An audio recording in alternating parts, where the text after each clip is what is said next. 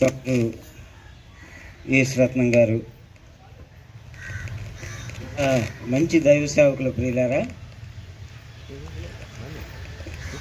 Eliezer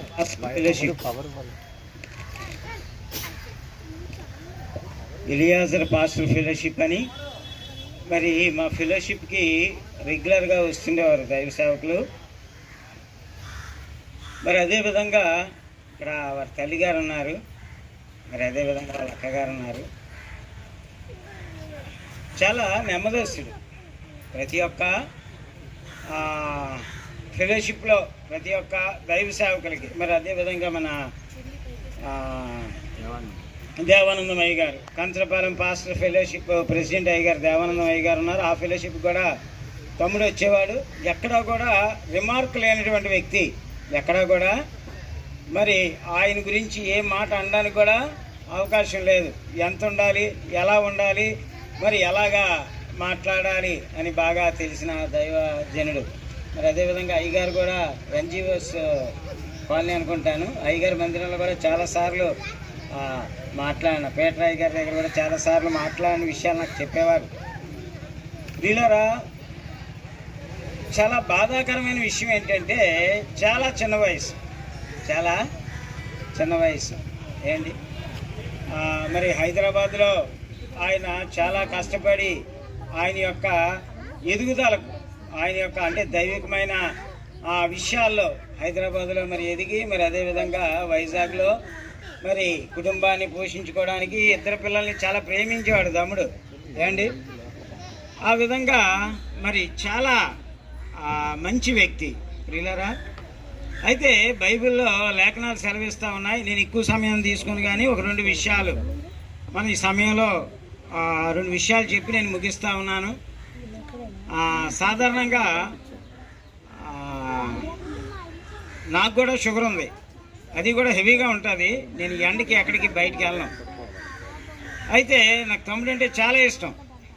ఎందుకంటే కనీసం వేరే వాళ్ళ గురించి ఒక చెడ్డ మాట చెప్పడానికి కానీ, వేరే వాళ్ళ గురించి మాట్లాడడానికి కానీ ఏ ఒక్క విషయం కూడా అటువంటిది ఉండదు. తన బాధ ఏదో, తన కష్టం ఏదో, తన ఇబ్బంది ఏదో ఎదుటి ఉన్న వ్యక్తికి చెప్పుకుంటారు.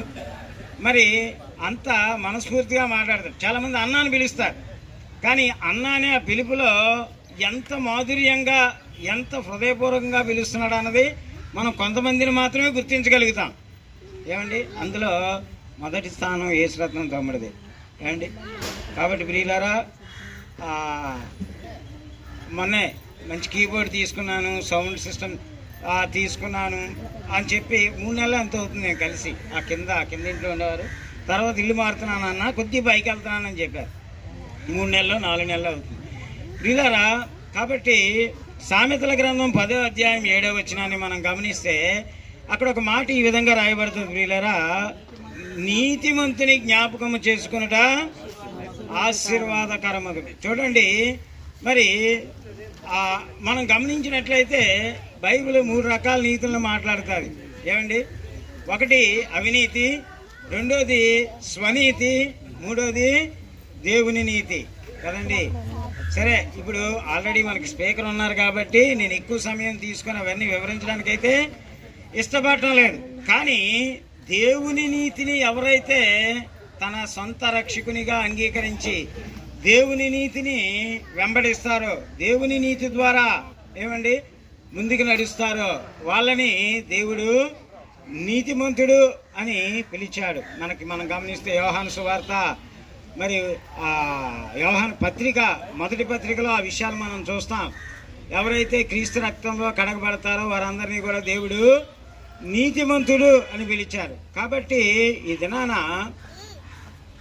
తమ్ముడు నీతిమంతుడిగా ఆయన చాలా వరకు మరి దేవుని వాక్యానుసారంగా జీవించడానికి ప్రయత్నం చేసేవాడు ప్రియులారా. మరి అదేవిధంగా మనం గమనించుకున్నట్లయితే ప్రసంగి గ్రంథం 7వ అధ్యాయం 1వ వచనంలో ఒక మాట ఉంటుంది. అది మనందరికీ సుపరిచితమైన వాక్యమే, మనందరికీ తెలుసు ఏమండి. అక్కడ మనం చూస్తాం, సుగంధ తైలము కంటే మంచి పేరు మేలు, ఒకని జన్మదినము కంటే మరణ దినము మేలు కదండి.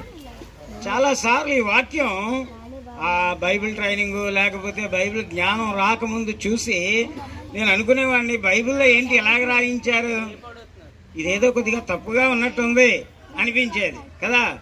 ఎందుకంటే ఒకని సుగంధ ద్రవ్యము కంటే తైలము కంటే మంచి పేరు మేలు, ఒకని జన్మదినము కంటే మరణదినం మేలంట. ఏమండి, జన్మదినం అంటే మనం ఏదో బోల్డంతా కదా, మరి సెలబ్రేషన్స్ ఉంటాయి కదా, బోల్డంత డబ్బు ఖర్చు పెట్టడం ఉంటుంది, బోల్డంత సంతోషంగా మరి చాలా హంగామాగా ఆర్భాటంగా చేసుకుంటాం. బైబిల్ అంటుంది జన్మదినము కంటే మరణదినం మేలంట కదా. ఇది కొద్దిగా వినడానికి కొద్దిగా ఇబ్బందికరంగా ఉన్నా కదా. ఏమండి, ఎవరు చనిపోవడానికి ఇష్టపడతారా? హాస్పిటల్లో ఒక వ్యక్తిని జాయిన్ చేస్తాం, చాలా సీరియస్ కండిషన్లో ఉంటారు కదా. డాక్టర్ గారికి కూడా అర్థం కావట్లేదు ఆ పరిస్థితి. మరి ఆ వచ్చిన ఆ పేషెంట్ తాలూకా బంధువులు ఏమంటారు, అయ్యా మీరు ఏదంటే చేయండి మా వాడు కదా. అంటే మన ఆలోచన ఏంటంటే బ్రతికితే మంచిది, బ్రతికొండడం మంచిది కదా. కానీ బైబిల్ చెప్తుంది ఒకని జన్మదినము కంటే మరణదినం మేలంట. ఎందుకంటే భూమి మీద మనిషికి 3 రకాలైన ఇబ్బందులు ఉంటాయి ప్రియులారా. ఏమండి, ఎన్ని రకాలు? 3 రకాలు. ఏమండి, చాలా భయంకర. ప్రతి దినము కూడా ఆ యొక్క ఇబ్బందుల నుంచి మనిషి ముందుకెళ్తున్నప్పుడు ఏదో ఒక సమయంలో మరి మనం అనుకుంటాం, నాకు అవసరమా? ఏమండి, నేను అలా అనుకోలేదండి పాస్టర్ గారు అన్నలు ఒకసారి చేయేద్దాం. నేను అలా అనుకోలేదండి అన్నలు ఎవరు ఉంటే ఒకసారి చేయేద్దాం కదా. కొందరికి ఆర్థిక సమస్య, కొందరికి ఆరోగ్య సమస్య, కొందరికి ఏమండి మానసిక ఒత్తిళ్ళు, కుటుంబ ఒత్తిళ్ళు, రకరకాల పరిస్థితులు కదా. దేవుడు అంటున్నాడు మరణదినం ఎందుకు మేలు అన్నాడంటే, ఆ రోజుతో వీటన్నిటికీ ఫుల్ స్టాప్. మరుసటి రోజు నుంచి నీ షుగర్ నిన్నేం చేయదు, నీ బీపీ నిన్నేం చేయదు, నీ థైరాయిడ్ నిన్నేం చేయదు, నీకు ఎన్ని రకాల జబ్బులు ఉన్నా ఏ జబ్బు ఏం చేయదు కదా. ఏ రకమైన పరిస్థితి నిన్ను టచ్ చేయడానికి లేదు. ఇంక అదే లాస్ట్ రోజు. అందుకే బైబిల్ చెప్తుంది కదా, యోబు గ్రంథంలో ఒక బంగారమైన మాట ఉంటుందండి, భూమి మీద నరుల దినములు ఎలాంటివంట చూడండి. ఒకవేళ చూడగలిగితే 5వ అధ్యాయం 7వ వచనం, యోబు గ్రంథం 5వ అధ్యాయం 7వ వచనం. 7వ అధ్యాయం 1వ వచనంలో ఉంటుంది, భూమి మీద నరుల కాలము యుద్ధ కాలము కాదా. భూమి మీద నరుల కాలం అంట. ఏమన్నా మీ దగ్గర ఏమైనా కత్తిడాలు ఉన్నాయా? ఎవరైనా తెచ్చారా కత్తిడాలు? తేలేదు కదా. కానీ కత్తిడాలు లేని ఫైట్ చేస్తాం మనం కదా.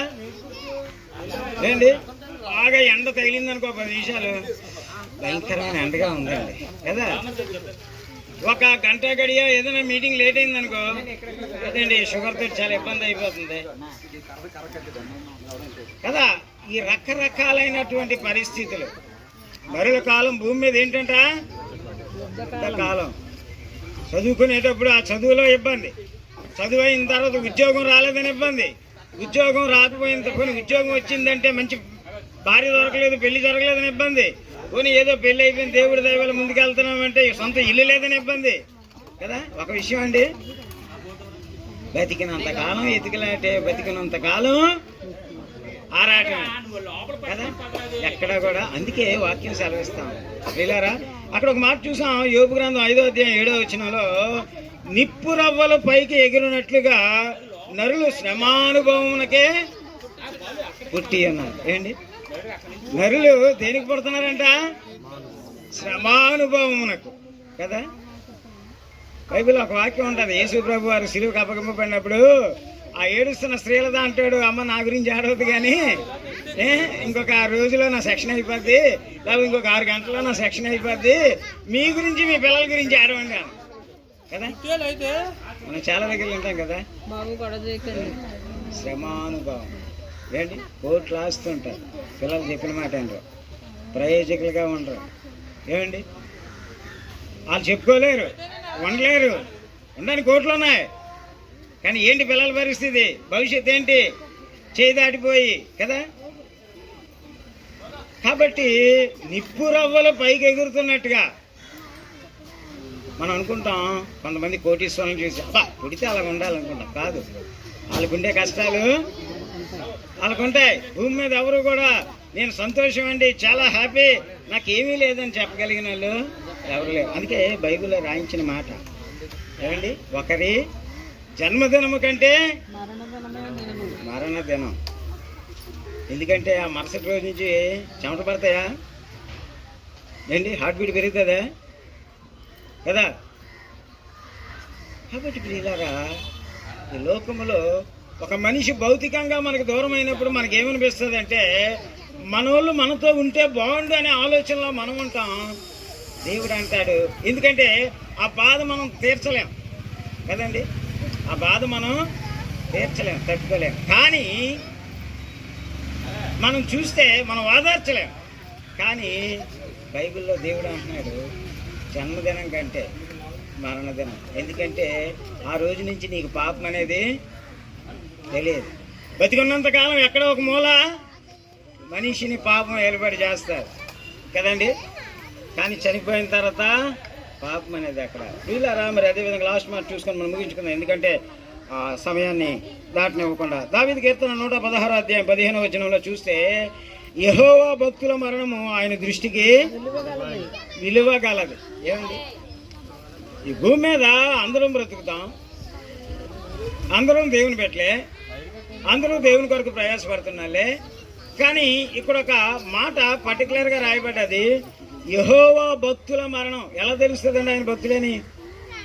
ఏంటి, షట్కం టేప్ వేస్తారు, చిన్నది స్టిక్కర్ కట్ట వేస్తారా? మనం ఫ్రిడ్జ్ కొన్నాం అనుకోండి, దానికి రేటింగ్ ఉంటుంది, 5 స్టార్ 3 స్టార్. అంటే ఆ రేటింగ్ని బట్టి అది దానికి ఎంత పనితనం ఉందో మనకు తెలుస్తుంది. అలా క్రిస్టియన్కి ఏమైనా స్టిక్కర్ వేస్తారేంటి? మరి అది భక్తులేని అలా తెలుస్తుంది. ఏంటి, 3 విషయాలు. మాట ఎలాగుంది, నీ ప్రవర్తన ఎలాగుంది, నీ రహస్య జీవితం ఎలాగుంది కదా. మాట్లాడుతూ ఒకేసారి సర్రమని వేస్తున్నావంటే నువ్వు నిజమైన క్రిస్టియన్ కాదు. నీకు బీపీ ఉంటే ఉండొచ్చు, కానీ నీ మాట ఎలాంటి స్థితిలోనైనా సాఫ్ట్గానే రావాలి. ఎందుకంటే మనం సాఫ్ట్గా మాట్లాడే ఆయన తాలూకా భక్తులం. రెండో విషయం ప్రవర్తన.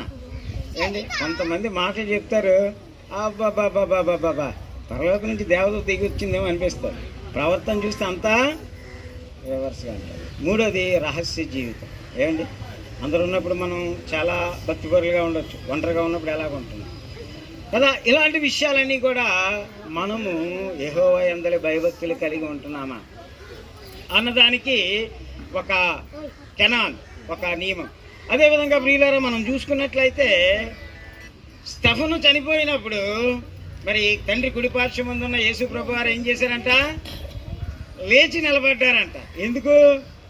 స్టెఫను భూమి మీద ఆయన కొరకు ఏ విధంగా జీవించారో, మరి ఆయన సమస్తమైన ఆ జీవితం యొక్క ప్రవర్తన దేవుడు ఎరుగును కాబట్టి కదా. ఈరోజు నేను అనుకుంటాను, మరి నేను అంత గంటాబద్ధంగా చెప్పలేను, కానీ స్టెఫనుకుండే చాలా లక్షణాలు నేను యేసురత్నం బ్రదర్, ఎందుకంటే ఆయనతో నాకు చాలా సన్నిహితమైన సంబంధం ఉంది. మొదటి దినాల్లో అయితే ఎప్పుడు నా దగ్గరికి కనీసం ఒక వారం 10 రోజులకైనా వచ్చి కలుస్తూ ఉండేవాడు. ఏమండి, కాబట్టి మంచి దైవ సేవకులు ప్రియులారా. కాబట్టి మనం చూసినట్లయితే ప్రసంగి గ్రంథం 12 అధ్యాయం 7వ వచనంలో మనం చూస్తాం, మన్నైనది తిరిగి మన్నైపోను, దేవుడి ఆత్మ ఆయన యొద్దకి చేరు. కాబట్టి మన జీవితాల్లో మనం కూడా ఒక దినాన, ఇందాక దేవానందం అయ్యగారు ప్రార్థన చేసినప్పుడు అన్నారు కదా, ఆయన రాకడ ఆలస్యం అయితే, లేకపోతే మన పోకడ జరిగినప్పుడు మనం కూడా ఒక దినం అక్కడికి వెళ్ళాల్సిన వాళ్ళమే. మనం ఎవరు ఇక్కడ పర్మనెంట్ కాదు. అయితే ఈ సందర్భంలో మనం జ్ఞాపకం చేసుకున్నాం, రెండు విషయాలు జ్ఞాపకం చేసుకోవాలి. మొదటిది ఏంటంటే, మరి విడువబడుతున్న కుటుంబాన్ని దేవుడు ఆదరించలాగన మనం ఆదరించలేం. ఈరోజు వస్తాం, రేపు నుంచి మనం ఎవరు కనిపించాం, కానీ దేవుడు వారికి తోడుగా ఉండి వారిని ఆదరించాలి. మొదటి విషయం. రెండో విషయం, మనందరికీ ఇది ఒక హెచ్చరిక కదా.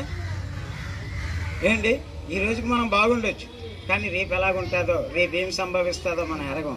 కాబట్టి మన జీవితాల్లో మనం ఎలా ఉండాలంటే క్రీస్తు కొరకు జీవిస్తూ నిత్య జీవానికి వారసులు అవలాగన మనం బ్రతకాలి. ఈ కొద్ది మాటలు దేవుడు మనం వినికిడి బహుగా దీవించును గాక. ఆమేన్.